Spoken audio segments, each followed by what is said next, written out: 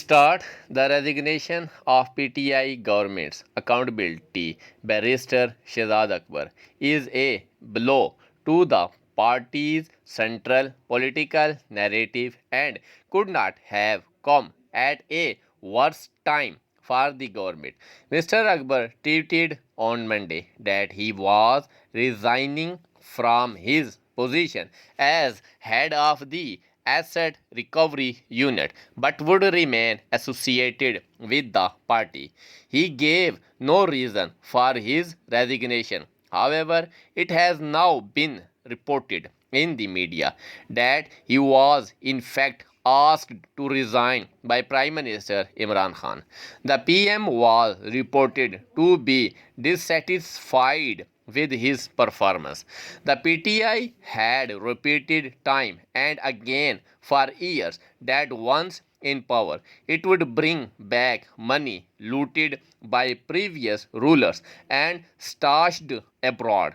The PM as well as Mr. Akbar had kept on claiming regularly that they had identified this looted money and the nation would soon hear the good news. However, more than 3 years later, the whereabouts of this money remains a mystery, and the government has failed to explain why its claims are just that and nothing more. In addition, Mr. Akbar had also led the accountability drive against the PTI opponents and specifically the Sharif family, but as yet no solid evidence has been brought to the courts to substantiate the allegations made by Mr. Akbar and his various colleagues in numerous press conferences. Shahzad Akbar's unceremonious departure is that latest evidence that the government's accountability drive is slowly coming undone. This should surprise no one. It is by now fairly obvious that this drive has been politically motivated and aimed primarily at netting the opponents of the ruling party.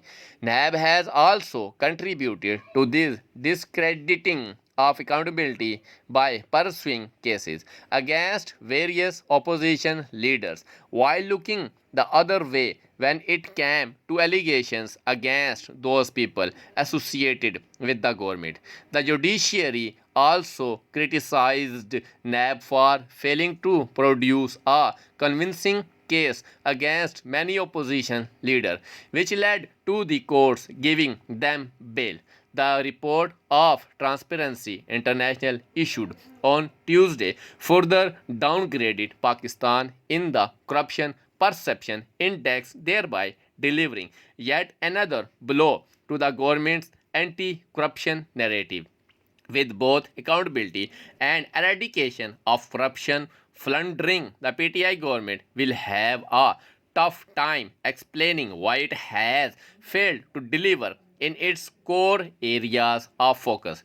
It is therefore time for the government to acknowledge that its claims were unrealistic and it was wrong to follow a politically motivated approach. Full stop.